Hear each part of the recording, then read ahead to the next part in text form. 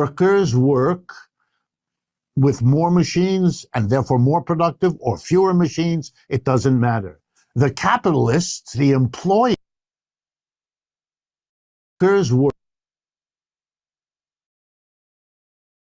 work with more machines and therefore more productive, or fewer machines, it doesn't matter. The capitalists, the employers, will be pushing the workers to produce more and more, working as hard as ever. And the productivity, the gains of will take the form of leisure for the employer class and wealth for the employer class. And that's how capitalism works, said Marx. It is an exploitative system, like slavery and feudalism. It's different. You can't own anybody in capitalism. You don't swear loyalty to your employer the way a serf did to the Lord. There are differences, but not on everything. And on this question of using the growing productivity of the people for the greater leisure and wealth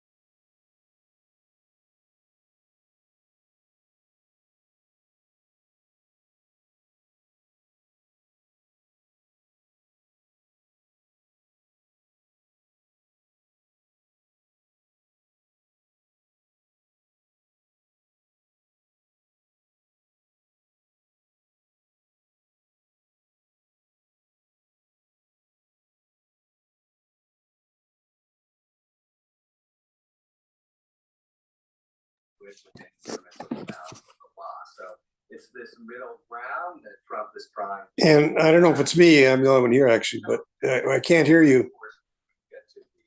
Oh, yes, my fault. Okay. No, it's not you, it's me. I always forget to do that because once it switches into, well, anyway, needless now to I can hear say. you. I can hear you now. So the production of surplus value at each and every stage of the production process, the socially necessary labor produces commodity value on the one hand, and labor power produces surplus value on the other. So you have two ways in which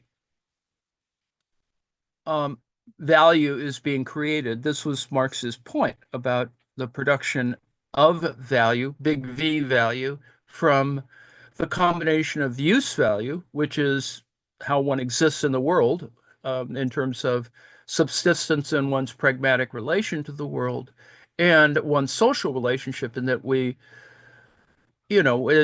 very few of us operate completely individually. We do interrelate with things in reality, and we tend to do it socially, regardless of how many people try and convince us we shouldn't do that or we are that.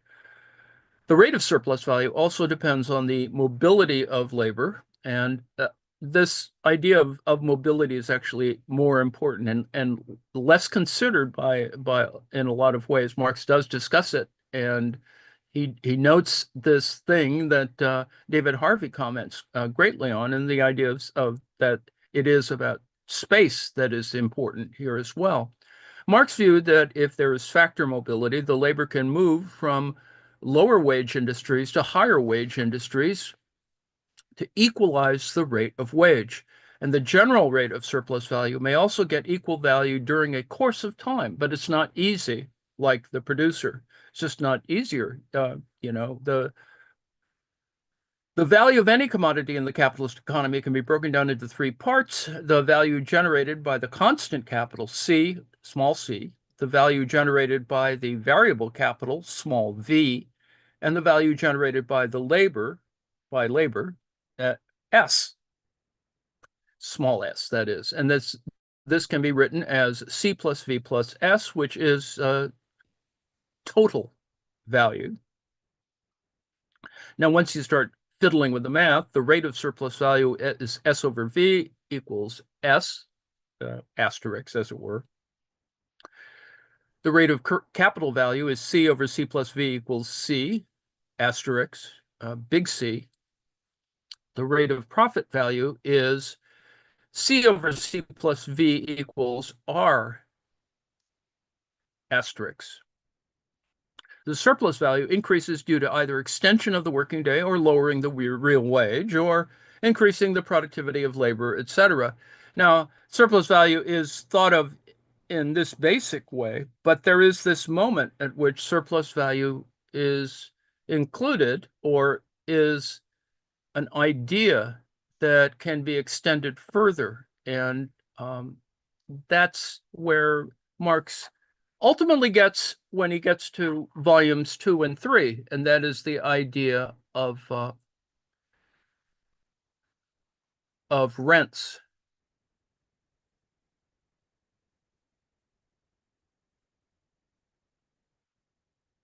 So I'm going to introduce a couple of other things, and we'll begin with Andy Higginbottom's discussion of surplus value in the context of his lecture 5, which discusses chapters, I think 7, 8, and 9. And as on this diagram, which at least now we have it in one, you have it before you in a whole thing, you have the yellow area where you have money as capital, exchange form, wages, things we talked about before as sort of the necessary appearance of all the hidden contradictions. That is the contradictions that become, manifest in a variety of ways that tend to hide those other things, the things like I talked about before. The fact that your pay stub doesn't reveal everything, and it is less material in that particular sense, although it is quite material in that it gives you a hint of where everything is going. And then below that, and circulation is, in fact, the dynamic relation of all these things. Below that is the labor process itself and capitalist production, which is the interrelation of all of these matters, labor power and labor activity. The difference between them, of course, is that abstraction, the ability to talk about one's capability, as we talked about a couple days ago now, the capacity or possibilities or expectations are the differences between labor power and the labor activity itself. And you can see here the absolute surplus value and relative surplus value, as we looked at in the other diagram, combined with that idea about intensity, another variable. And so capital accumulation in this process is a class social relation. That is, you have groups of folks who come together in this particular way. And what I'll close with is Andy Higginbottom's approach to the matter in terms of this particular chapter, just to give us a review.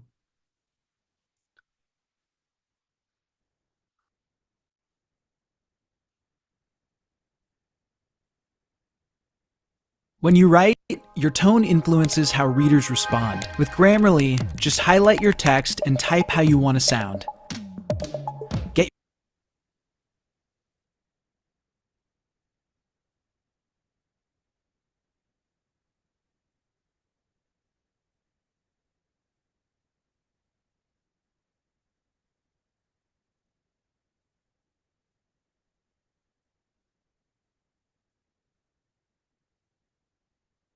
Okay, well, welcome everybody to this session. I'm going to cover chapters 7, 8, and 9 of Volume 1 of Capital, and the sort of the overriding theme of those 3 chapters is an explanation of surplus value.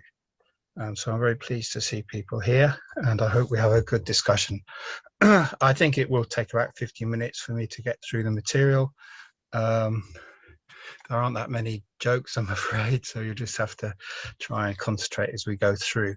So you can see on the left there the basic agenda that I'm going to follow. Before I start formally, I do want to make 2 very quick announcements, and it's sort of like a contrast to this picture here, which is very sort of, most of it's quite techy in terms of what capitalism is, right? For me, it's all about social movements and working class and other resistance. And I want you to know, because I'm using my platform basically to let you know about a fight in Germany of a Tamil comrade who, if he is deported, will almost certainly be tortured and possibly killed. So if you can help with this urgent action, I do invite you to. It's in German, that page, but I think it's quite easy now to do a sort of quick translation. So that's the first special announcement, me using my platform the way I can. This one is very big contrast. I mean, so the fight goes on obviously against deportations, but the second one is about Francia Marquez, and I thank Amanda for passing me on this link. So we have Colombia's first president, left of center, let's say, and the vice president, Francia Marquez, comes directly from the social movements, and you can hear her first words since her election on this link. Again, there's a way of I can't do it now, I won't do it now, but even maybe in the discussion session, if not, there's a way of getting it in English if you don't have Spanish, certainly the subtitles. So that's a parenthesis while we warm up. Let's get on then with the main point of you being here. Yeah, so somebody's got their mic still on. I'm not quite sure who that is. I'm just hear it in the background. Okay, so a review of what we looked at last time and what you've been reading in the last month or so. Part 2 of volume 1 is definitely about transition. It's a transition from the simple commodity production and circulation that Marx has gone into in a great length in part 1. And it comes to the point where money becomes capital. And this sort of notion of becoming is a sort of like an initial positing of capital in circulation. So it's we'll see in a moment, it's money that becomes more money. And from this, Marx explains the necessity of a move into production to explain how money is actually acting as capital. And so he sort of really explained quite fully the necessity of capitalist production for capital at all. So part 2 is in 3 chapters. I think you're fairly familiar with this notation, which was started in simple circulation, of the idea of 2 commodities, the producer of one commodity being able to sell their commodity and get money from it, sale, and then using that money to buy another commodity. What you have here is a preservation of value. There's no increase in value through that simple circuit.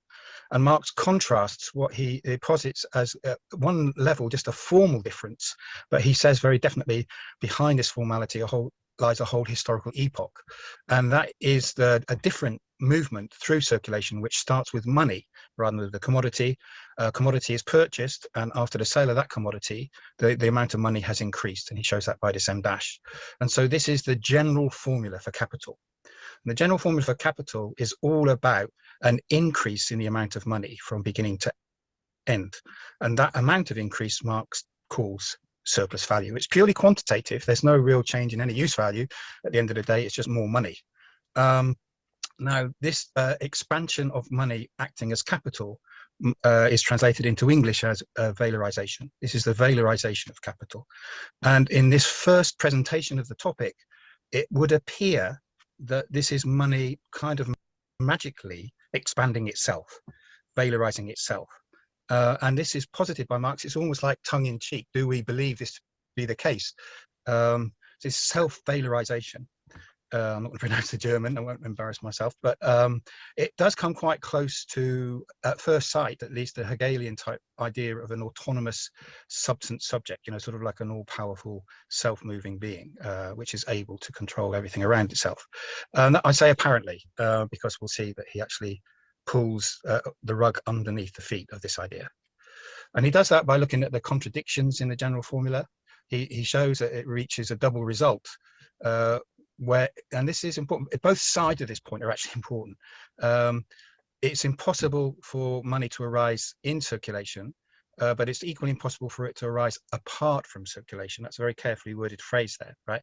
So it must have its origin both in circulation and not in circulation. Now this seems to be sort of like, what's the word, a paradox. It's not a paradox, but it's actually the expression of a deep contradiction. And what he's proving is that the source of this additional value, this surplus value, must come from somewhere else. He's got another notation which is the same as M to M dash, which is M plus delta M. So delta M is the surplus value, this increase in value. And so what is this something else? So Marx takes the argument very methodically and convincingly, I think, to the sale and purchase of labor power. Labor power is the something else. It's the C in the middle of MC M dash, which is bought and then sold, right? It's distinct from labor activity. It's labor power, right? So capital buys labor power in order to use it to increase value, because when it's put to use, labor power is labor, and labor produces value and surplus value. So what Marx is going to take the reader into from here is, how does that happen? He's, if you like, positing that it must happen and it must be from production. And the next step in his argument, which is very clearly sort of signposted as we go through, is, okay, how does that happen? How does capital appropriate surplus value from labor power? Now, in my commentary on this part, I was saying, I think that he uses a lot of the concepts from part 1, but it's important to sort of, well, let's evaluate it, right? It's significant that he uses concepts, but he begins to use them differently. So nothing is ever quite fixed, okay? And so what a commodity is and what labor is and what money is begin to shift a little bit under this new reality. And what he brings out more than anything else in chapter 6 in particular is that labor power is a commodity, but it's a commodity unlike any other. And what is unique about labor power when it becomes a commodity is that its own special use value when it's consumed is that it produces value. And I thank John for reminding me of this, very well discussed by Ilyenkov. So you look that up, it's quite accessible, get hold of that, okay? Now, this also allows us to reflect from the benefit of having got into the transition, what was going on in part 1. And it does strike me, I want to make a comment about this because it's a subject of a lot of debate. Looking back at part 1 from this slight vantage point, I would say that part 1 is very much an abstraction from the capitalist mode of production. Okay, certainly labor power was not commodified in the type of commodity production that Marx is looking at there. And so it's not really an abstraction of the capitalist mode of production, it's an abstraction from it. So it's a point of contrast, okay?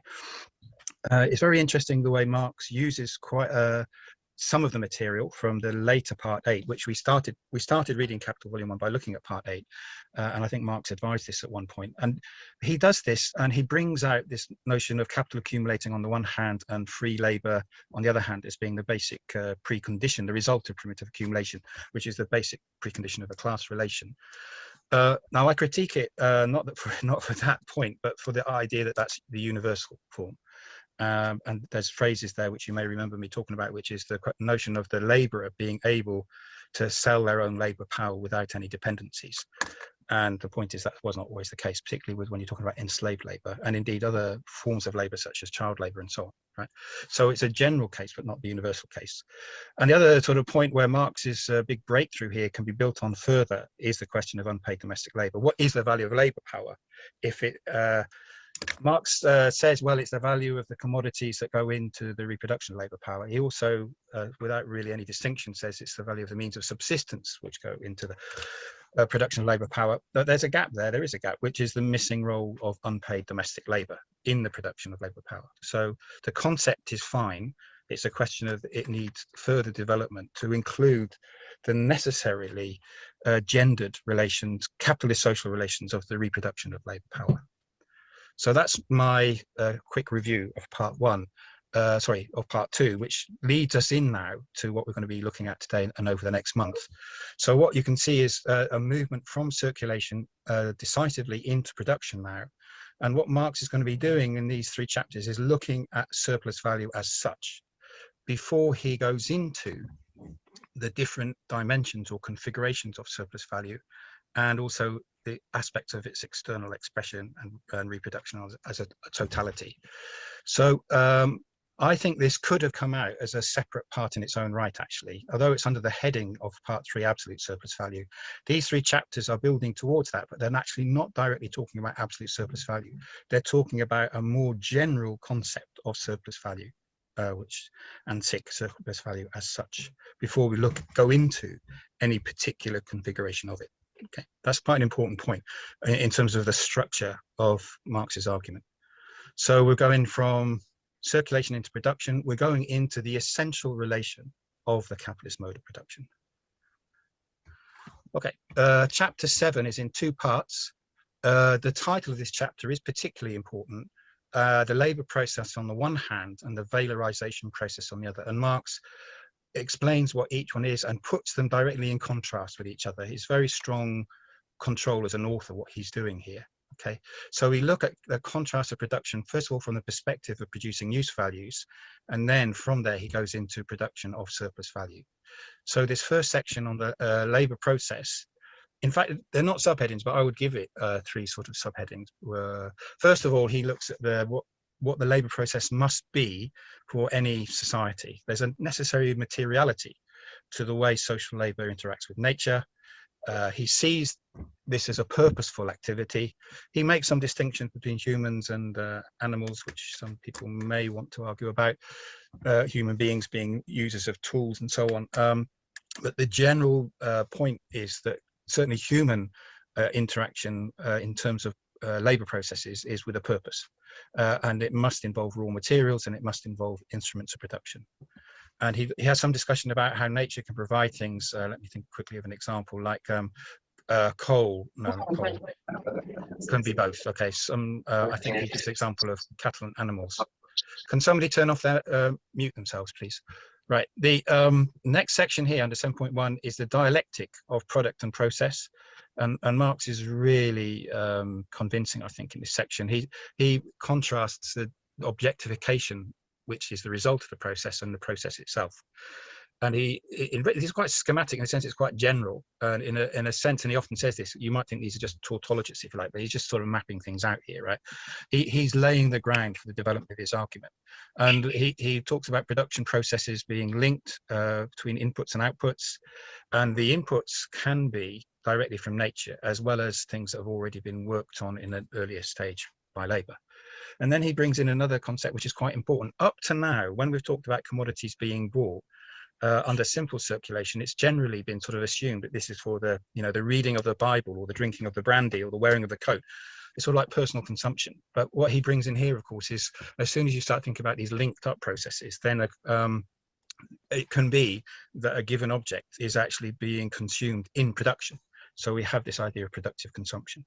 Okay, they're always present. You can imagine how they might be configured in different societies historically, or even in future societies, hopefully, right? But what he's moving on to from this sort of launch point of this part of his argument is how they work in a particular way in the capitalist mode of production. And he starts off by looking at it from the angle of the capitalist production of use values. And he sort of emphasizes that once the wage is paid and the commodity labor power is sold, then the worker's time belongs to the capitalist. And not only their time belongs to the capitalists, but everything that they produce belongs to the capitalists. And again, this is a point of contrast, if you remember, with simple commodity production and circulation, whether it's kind of assumed that those who produce commodities are the ones who can sell them. Well, here, capital owns and controls the means of production and owns and controls the product of the process, right? So everything is basically all in the hands of the capitalists. The other interesting thing, he doesn't use the terms, but when you read through this, you'll begin to see he's beginning to rework this concept of abstract and concrete labor, how labor is both producing use values on the one hand and producing value on the other, which is how we introduced it right at the very beginning of volume 1. Okay, so that's the first half of the chapter. Now let's bring in the second part of the chapter, which is really a very accomplished explanation of his core theory now, and he does this through the heading of the valorization process. Now, the translation of this in the Lawrence and Wishart edition is the process of producing surplus value. Okay. Now, again, he's contrasting this with simple commodity production, and in the capitalist valorization process, we have the productive consumption of labor power. And the consumption of labor power is the equivalent, it's the other side of having a directed labor activity. So the two are sort of two sides of the same story. So the concepts are importantly distinct, but you cannot separate them either. And this is a very important sort of framing which Marx uses time and time again. They're related, but distinct, okay? So labor activity has two aspects. He works on this again, and I'm just going to outline the first example he gives. And this happens to be the first example of capitalist production. And he's setting up what's the particular thing that's capitalist about capitalist production. So he sets it up with the capitalist has got the worker, they've paid their wages, they've got the machines, they've got the cotton, for example, is spinning of yarn. And after the worker's been put to work for 6 hours, they've basically used up all the cotton, they've used up the wear and tear of the spindle, and they've produced enough which replaces the value of their own wages. And they've now got a commodity product which is equal in value to all the capital advanced in buying the elements in the first place. And so this is 15 shillings. So after 6 hours of labor, the worker has reproduced the value of their own labor power through their new activity. And that's it. I mean, as far as they're concerned, they can go home now and end of story. But capitalism is not happy with this state of affairs, as you may imagine, right? Because there is no surplus value. And so why does he bother? If M at the end is the same as M at the beginning, Marx actually uses the term absurd back in one of the earlier chapters, right? I mean, so the whole purpose is that there's more money at the end than there was at the beginning, the production of surplus value. Otherwise, Why does the capitalist do it at all? So in order to solve this problem for the capitalists, they have to get the worker to work longer. And I got to do it, there we are. So the way the capitalist gets their surplus value is by getting the worker, obliging the worker to work not just 6 hours, but to work for 12 hours. So in that time, they're going to use up twice as much cotton, because the consumption of cotton will proceed proportionately at the same rate. They will wear and tear down the spindles more or less at the same rate as well. But the wages don't change because the labor power is already bought and the capitalist has paid for the use of that labor power for a whole day. So at the end of this period, twice as much cotton yarn is now produced, and instead of 15 shillings, we have a value of 30 shillings. But the capitalist didn't pay 30 shillings didn't advance as capital 30 shillings, they only advanced 27 shillings. So now the capitalist is happy because he's got his extra 3 shillings, which he didn't have before. And this 3 shillings, the purple patch for the capitalist is the surplus value. So if I turned off Ada tomorrow, I would need to double my support teams.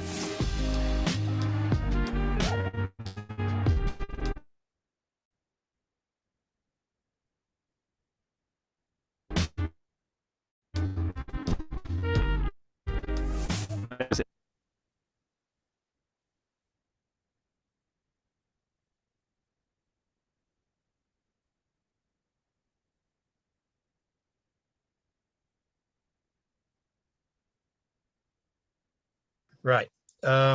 This is a very straightforward sort of entry into the concept of capitalist production of surplus value. It's used by Engels in his edited version of Wage, Labour and Capital. You may have come across it before. And it's at the surface, it conforms completely to, so if you like, normal capitalist bookkeeping. So you've paid out wages 3, cotton 20, spindle wear and tear 4, that all adds up to 27. That's on the expenditure side. Then on the income side, so long as the cotton yarn sells at the price that it realizes its own value, it will sell for 30 shillings. But 27 shillings was paid out at first place, so you got a profit of 3. Now, capitalist sees this as a profit. What Marx explains is where this profit came from. It came from the additional 6 hours of labor from the worker put to work by the capitalist. And so these are the questions that I mean, this is borrowed from a talk I have on wage, labour and capital, and you may want to just refer back to that. I think the numbers are slightly different checking back today, but very similar example that Engels adopts for popular presentation of Marx's ideas. Marx moves on under valorization to consider other aspects of labour being the subject in capitalist production. Okay, and this is a summary of what I've just said. An economic result. Okay, it's a social relation with an economic result, which is the form of. So here's a little trick that hackers can play on you with Bluetooth Low Energy, and your phone can be completely.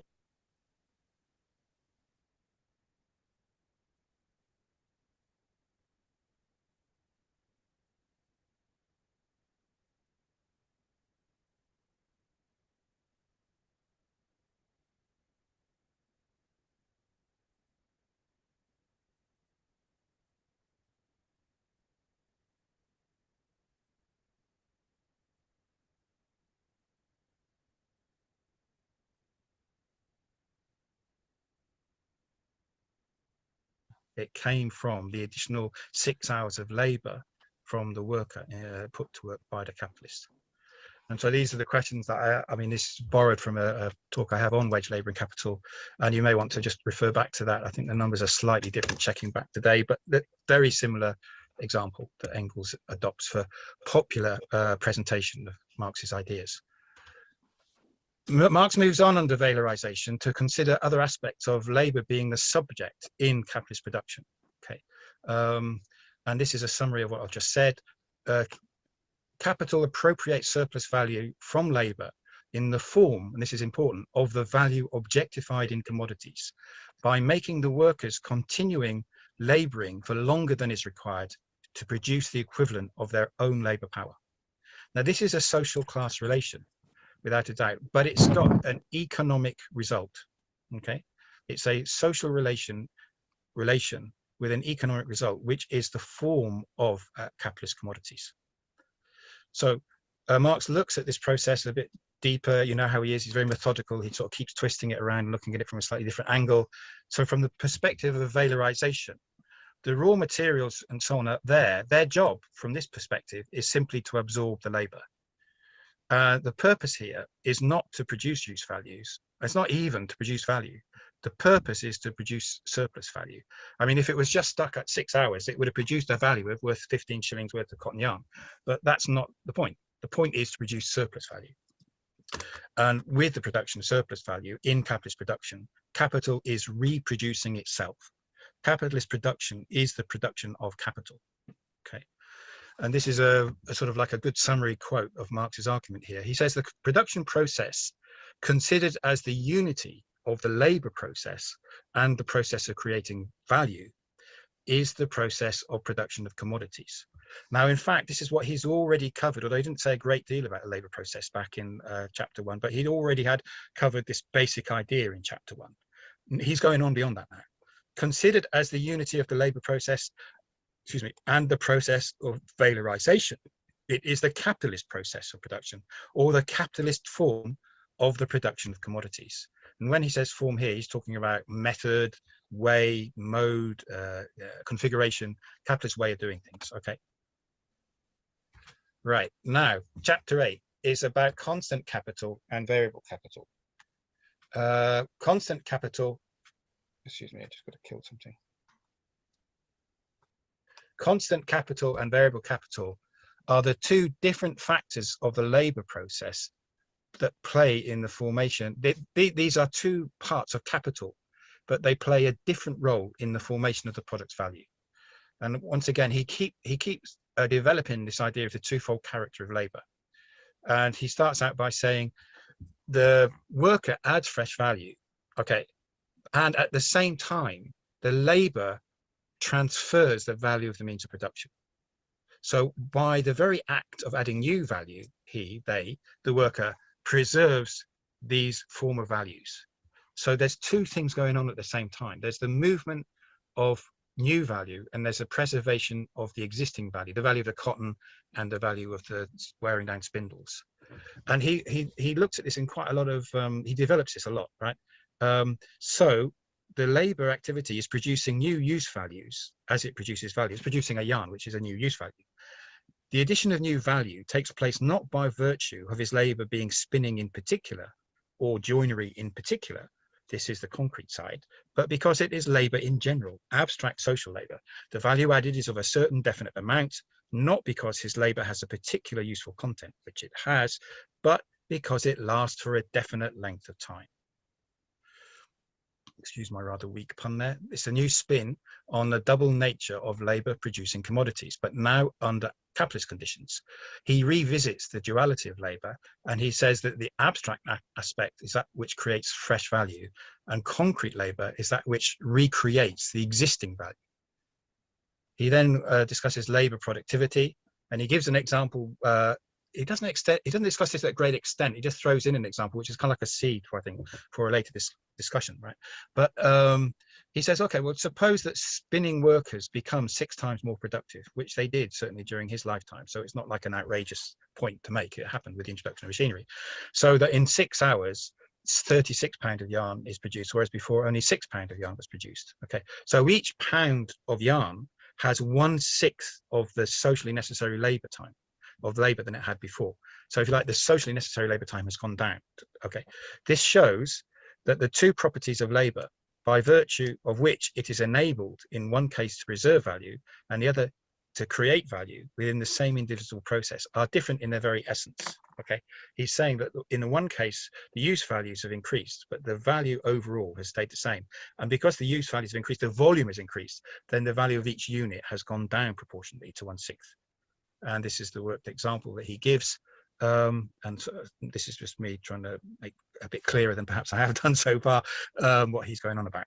So if you had cotton at 11 pence, there's 12 pence in a shilling, which we may need to remember very soon.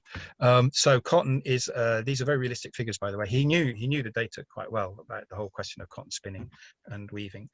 11 pence a pound plus wear and tear of a penny, that meant that there's 12 pence that's being transferred. Now, in the first case, before this increase in productivity, it takes 1 hour to produce a pound, right? So that means that 6 pence of value is added. So it's a 12 plus 6, 18 pence for a pound of yarn. In the new situation, once this becomes the social norm that all the producers are producing at this much higher level of productivity, such that it just takes, in effect, 10 minutes, 1/6 of an hour to produce a pound, then that's adding just 1 pence in money terms of value onto the 12 pence of the input values. Okay, so that's what he's talking about. And this, of course, is a major dynamic of capitalist mode of production, this drive to increase productivity, not for its own sake, but this is what he's going to come on to, a relative surplus value. But for the capitalist who's the first one to do this, they can sell their cotton much cheaper than their rivals and make an awful lot of money. Okay, within this chapter, this is another sort of subheading which I've given it, differentiated unity of elements. So what are those elements? Well, we know we've got the means of production. Okay, they don't transfer value. Basically, that's what they don't transfer more value than what with which they started. And he discusses this a bit. He compares how machines work compared to raw materials and so on. The machine is always there in production because it's a thing with which workers are producing. So in use terms, in technical terms, it's a constant presence. But in value terms, it hands over its value bit by bit as it wears out over a period of time. Might be a year, 3 years, 10 years. Okay, so there's a slight deterioration in the value of the machine as it goes through its extended life. Okay, now by contrast, productive labor is the only part where the value goes through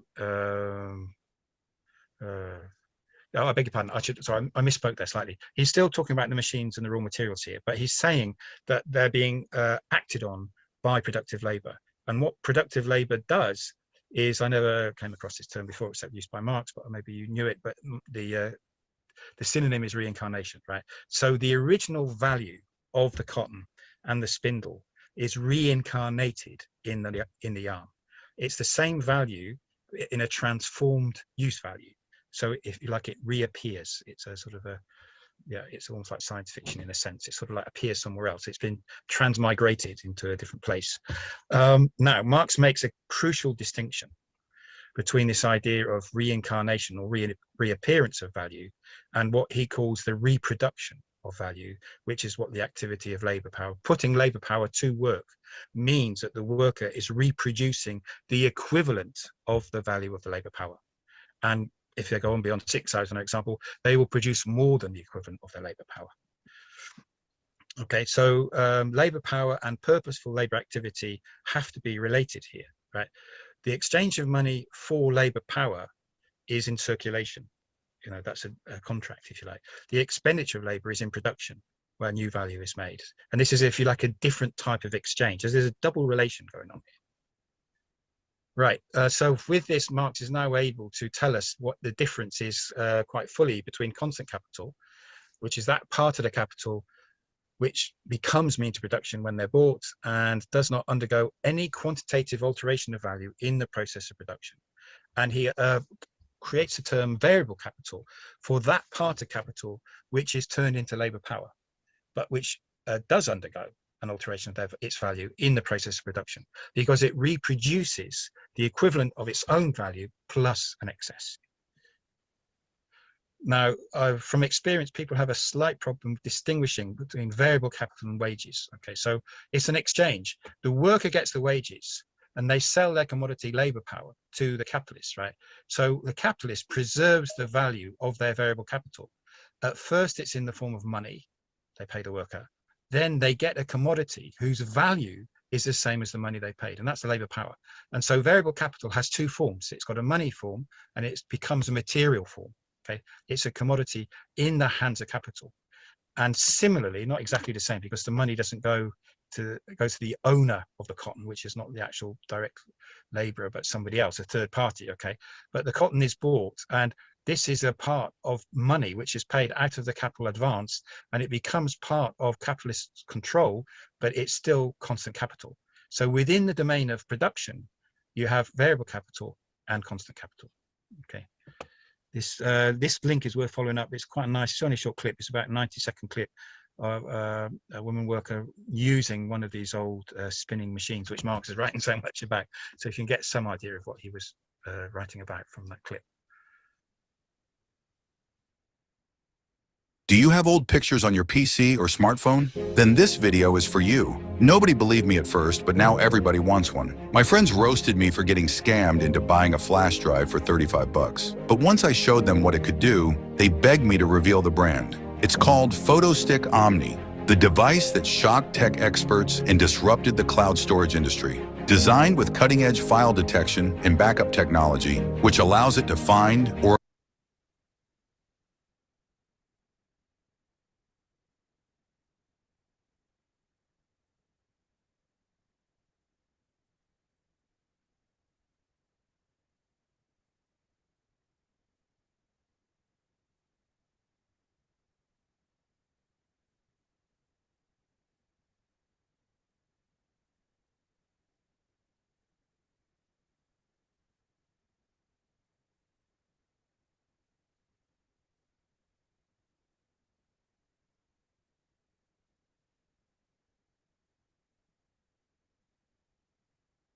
Sorry about that.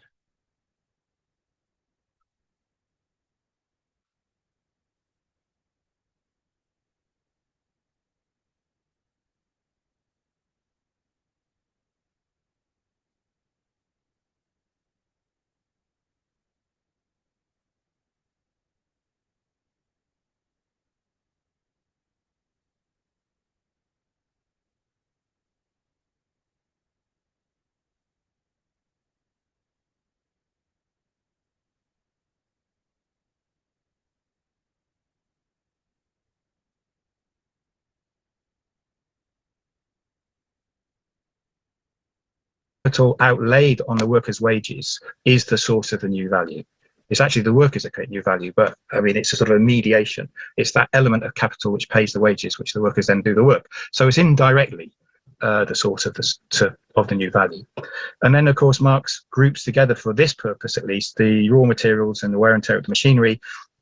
It's used in production. It transfers value, but by helping to create the new use value, but it doesn't add any new value. And that's why Marx calls this constant capital. So in our example of the 27 shillings advanced for paying the worker, that would be the 3 shillings variable capital and constant capital, a combination of the raw materials and the wear and tear, 24 shillings. Okay. Now, in these chapters, and again, I am doing quite a heavy review here, but I think these are so fundamental points of class exploitation that Marx has established, right? Which is that variable capital is exchanged for labour power, and it's the labour power set to work that actually creates the new value. The labour power commanded by capital works longer than the time required to produce the equivalent value of labour power. Otherwise, there would be no surplus value, and we had that sort of dramatic moment where the capitalist sort of pulls a face and so on and so forth, right? So we hear the voice of the capitalist bewailing the fact that they put in all this effort and yet they have no surplus value. So for capital, the workers must work longer than the time necessary for them to reproduce the value of their own labour power. And this time Marx fairly usefully calls necessary labour time. Okay, now beyond this point, there's a real but invisible production of surplus labour. So we go beyond this point. The labour is surplus for what the worker requires, but it's a source of what the capitalist requires. Okay, and this is objectified in the commodity. All of this is about commodity production. And remember, the commodity doesn't declare itself as being so many hours of social labour. It has the form of a price. Okay, so strictly speaking, the capitalist hasn't paid for the surplus labour. What they're paid for when they pay the wages is for the opportunity to extract the surplus labour. So they have to make the worker work longer than the 6 hours or necessary labour time. So what they've done is they've hired disposal of the worker's labour power and the command over that for a working day. Now, the length of the working day has to be extended beyond what is necessary for the worker to render surplus value for the capitalist. Again, this so far it's all review, and I think hopefully it's sort of quite firmly established in our minds. Okay. Now, this seems a bit more technical, but it's actually really important in the way this relation between capital and labour is actually expressed. And Marx writes about two ratios which are distinct but connected. Okay, This is again, it's a sort of a very standard dialectical category. They're not separate, but neither are they the same, right? And the one, which is the rate of surplus value, reveals a contradiction, whereas the second, the return on capital advanced, hides that contradiction, right? And the contradiction is that between the surplus labor time and the necessary labor time. So this ratio, what Marx calls S over V, is normally expressed in money terms. So the surplus value has to be expressed in money terms. In our example, that would be the 3 shillings surplus value the workers produced in a day, and their wages have to be expressed. And their variable capital, the wages, that's also 3 shillings. So what we have then is a ratio in money terms of 3 shillings over 3 shillings, which is 100%. And Marx explains that you can also see the source of this in the process of producing this is the ratio of surplus labor to necessary labor. So this proportion represents the degree to which the worker is being exploited by the capitalist. And what's fundamental about it is that the focus, the concentration is on the worker's fundamental contribution as the creator of the value and their exploitation, even though they are the creator of new value. Okay. Now, if you look at the second equation, it looks very similar. The difference isn't in the top line, it's still looking at surplus value in a ratio, but the ratio here is with the total capital advanced. All right. So this is the constant capital plus the variable capital. In our example, we've still got the surplus value of 3 shillings, but we remember now, it's very firmly lodged in our minds that the capital expended was 24 for the constant and 3 for the variable, C plus V, that's 27. And if you do the sort of simple arithmetic, that ratio comes out at just over 11%. Marx gives another example at this point in his text, and he has, it's on a bigger scale. It's not an individual worker; it's a collectivity of workers. And that other example comes out at 18%. But you notice this, the percentage, the numbers are very different. 100% rate of surplus value, 11%, 18% rate of profit, which is what this is called. But what Marx has now done is it explained where this delta M, which came back to capital as money capital in circulation, where it comes from in production. He's already established the basic relationships between production and circulation. And the more fundamental one is that this value is created in production and it's created by the workers who are exploited in production. But when you look at return on capital advanced, that exploitation, if you only look at that exploitation disappears, because actually this is how capital sees it. It sees that it's invested money, it's advanced capital, sees that it ends up with more money, and the ratio between the two, the delta M over the M, is 3 over 27, 11.1%. So this delta M over M is the appearance of this relationship here. Okay, but what Marx has done is he's deepened our understanding of what lie behind the relationship through his analysis of these different elements, relationships between surplus value, constant capital, variable capital. So he has explained how this comes about. Okay, it's a deeper understanding, and it's an understanding from a class perspective. Okay, so it includes the capitalist sort of superficial knowledge, but also critiques it. Okay, so there we have these two ratios. They actually turn out to be very important, this distinction. It will run through, Marx will come back to this, he'll come back to it when he looks at how the capitalist system as a whole works in volume 3. At the moment, he's only looking at individual capitalists, as if you like, standing for the system as a whole. And there's a big issue about how that becomes a totality as a system as a whole. And that's what Marx addresses in volume 3. And it's a very contradictory process. He really sort of addresses directly later on. Now, the other sort of slight brain teaser that Marx gives us is this other one, which is how you can conceive the value of the commodity product. And what he does is he says, well, we've got this 30 shillings, and we know that's a cotton yarn, but we also know where it came from. Okay, so we can say that is the value of the yarn. 20 pounds of yarn are worth 30 shillings, okay? But we can also say, well, that is the C, the constant, plus the V, the variable, plus the surplus, the S, 24 plus 3 plus 3. So one can conceive of the value of the commodity as a product through the lens of its constituent elements that went into creating the value, okay? Now, this is slightly subtle, maybe, or might even think, worse than subtle, rather sort of like, what's the point, obsessive, right? But earlier on in the chapters you've been looking at, right at the very beginning, he actually writes this in 2 different ways. And one way of writing the C plus V plus S is just to put C and V together, plus S. So what we're talking about here is the 27 shillings plus the 3 shillings. Now, I hope, from what I've said already, this is actually more or less how the capitalists view it. You know, it's the money advance. They have spent it on different elements, and they end up with 3 shillings. Okay, and this is a purely formal notation, which picking out, if you read it this way, lends itself to this type of understanding. Okay, which is a capitalist view of capital advance plus surplus value or profit.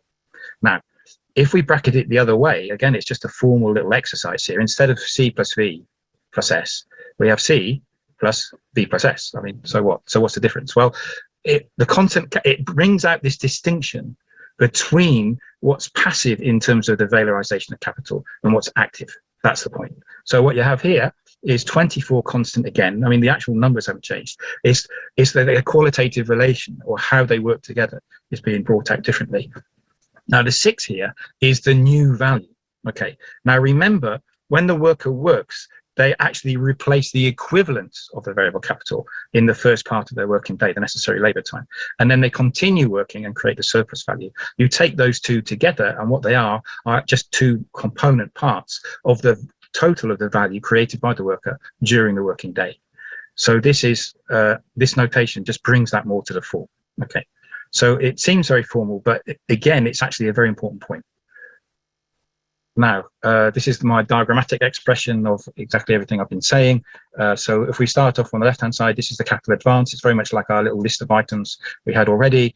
Now, on the right-hand side, we have C, constant capital plus the new value added, which we can also express as V plus S. Okay, so that would be 30 shillings. It's still 30 shillings. We're just decomposing it more. Okay, so the product can be expressed in value terms like this.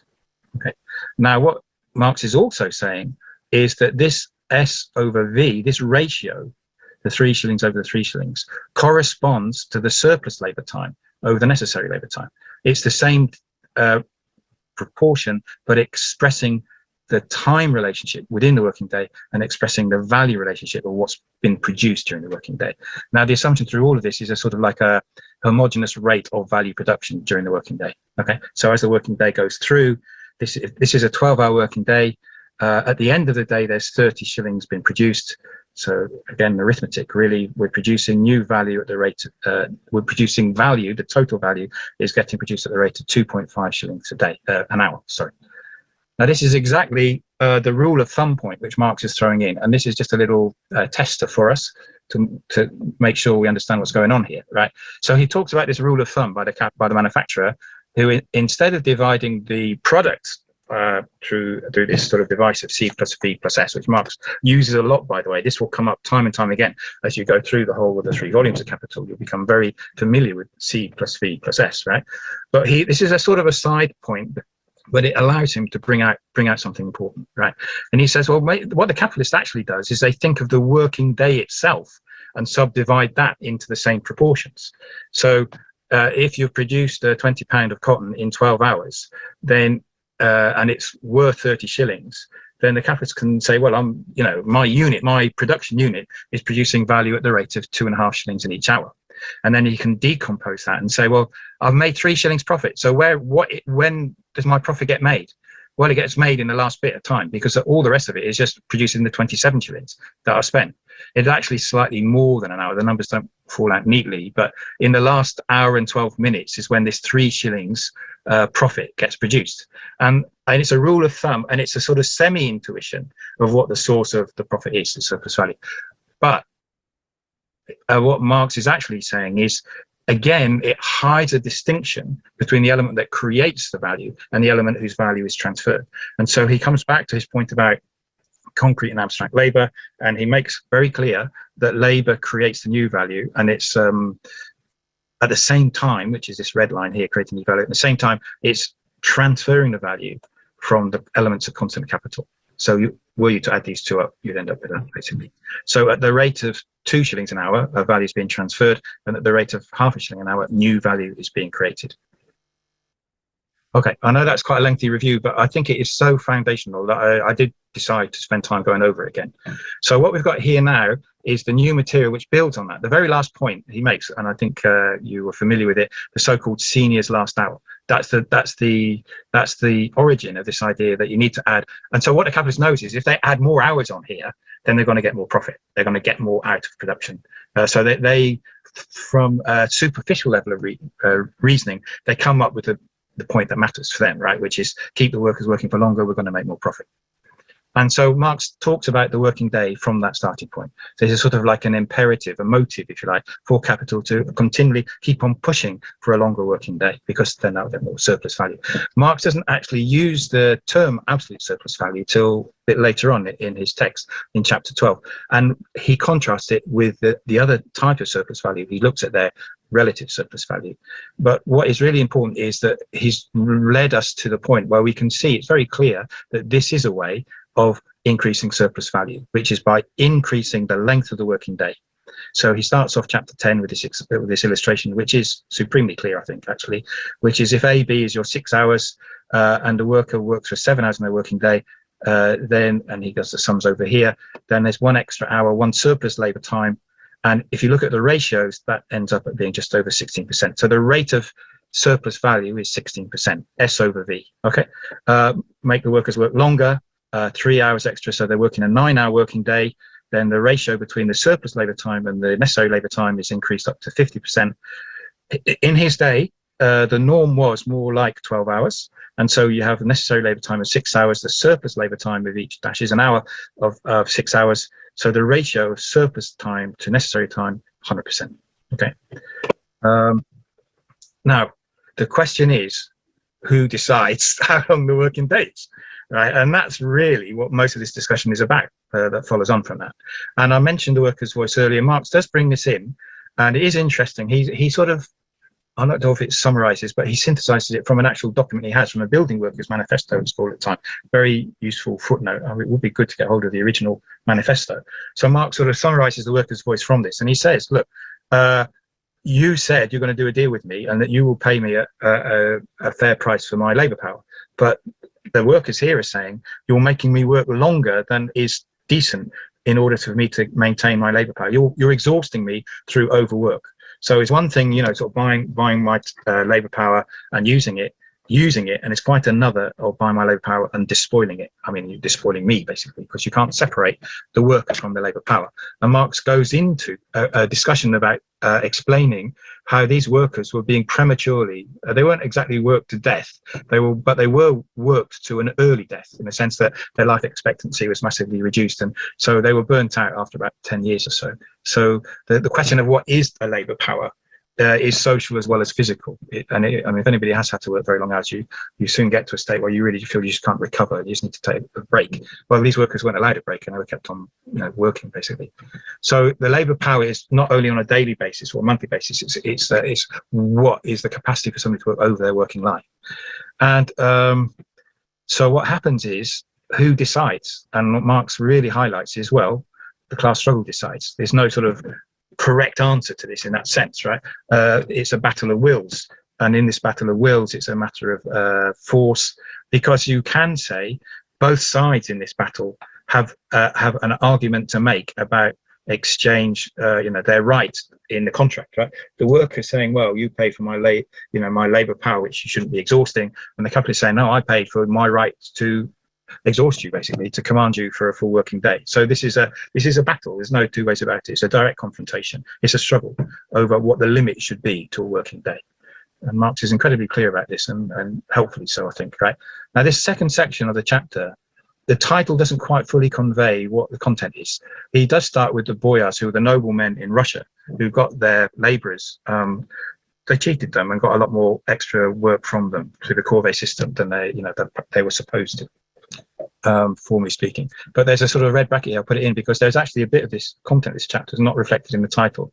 Marx does take one of several looks at slavery in this chapter at this point, and he does distinguish between the overwork of antiquity and the possibility that slaves could be worked to death, depending, right, through overwork, and the fact that when you bring this mode of he calls it a mode of production, but in the narrow sense, I would say mode of exploitation, right? But when this is in modern times, specifically in the US here, he says, well, basically, there is a motive for the working to death of the enslaved labourer, the African labourer, right? And that's what happens. The overworking of the Negro, yeah, there you go, within 7 years, right? So the motive here is the production of surplus value. So this is a sort of a hybrid type of capitalism, where still the motive is to extract and to realise surplus value. From this quote, there are these sort of side illustrations which come back in and out, but the main core of the narrative is about the Factory Acts in England. And he's saying by 1850, the working day had been the working week had been limited to 68 hours or 60 hours with breaks. And there's an awful lot in the chapter of factory inspectors writing their reports about different ways in which the capitalists were trying to work around the terms of the successive Factory Acts. Okay, and in 1850 now, you had children under 13 who were still working, and you had young people, which is 13 to 18, working, and we'll come back to that, how much they had to work. So I've already mentioned this, and you can follow it up. The footnote is quite right for Marx to Engels' working class in England. I mean, at this time, there was a mass workers' movement in England, and it peaked around this time in 1848. It wasn't a revolutionary challenge, such as the English way, you might joke, might think, because we've been a bit short of revolutionary challenges on these islands, right? But it was sufficiently powerful to force a degree of reform. And at that moment, it turned out that at that moment, the ruling class was split over the free trade debate between the interests of manufacturers and landowners. So you ended up with a kind of stalemate almost between the three different classes, an impasse. And it's in that circumstance that the role of the factory inspectors became particularly prominent. And I think it was quite a lot of particularity to the circumstance. For some interpreters, the agency is shifted very much to these decent people who are the factory inspectors. I think there's quite a few clues behind it, and I think it could have been a bit more explicit that there was an awful lot of class struggle which brought this situation about. Right. Now, this is a really interesting section because I've talked about the Factory Act, and it literally was Factory Acts, right? So there are loads of branches of production, industries, which weren't covered by the Factory Acts. And so Marx looks into this quite a lot.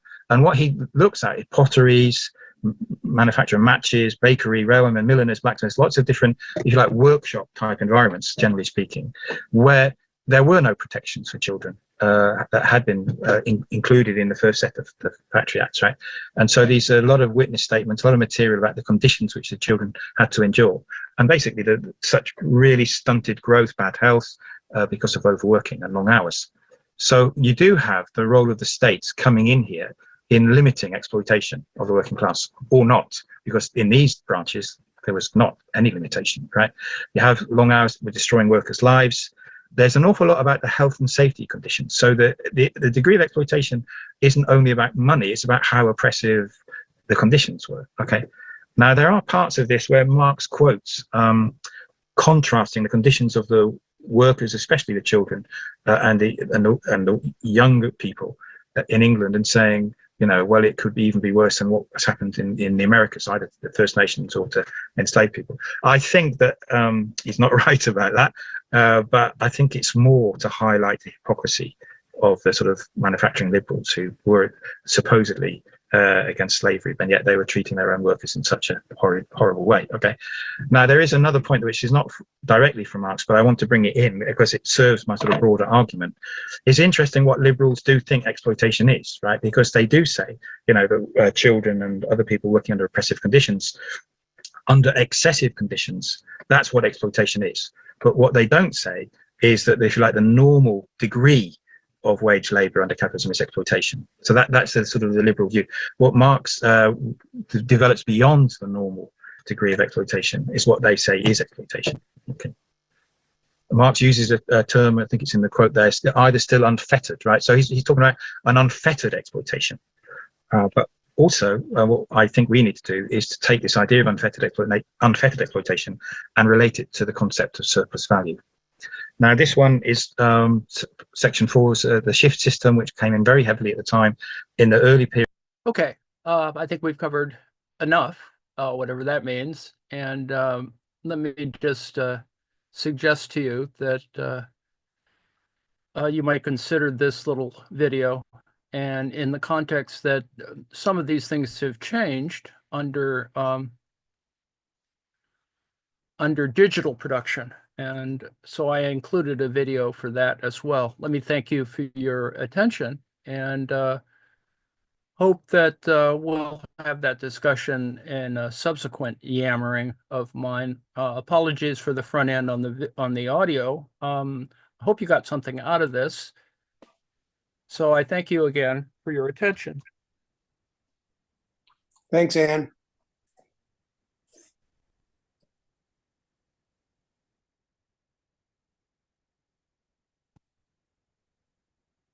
Thanks.